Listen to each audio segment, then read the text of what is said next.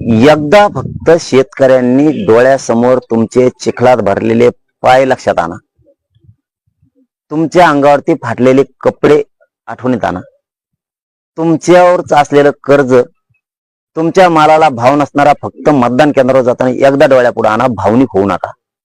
तुम्हाला किती कष्ट करून तुमचे पोरं शिकवावं लागत आहेत आणि ते पोरग तुमच्या पुढे कोणाचा तरी प्रचार करीत हिंडत तर ते नोकरीला लागायला पाहिजे होतं. ती पोरगी नोकरीला लागायला पाहिजे होती.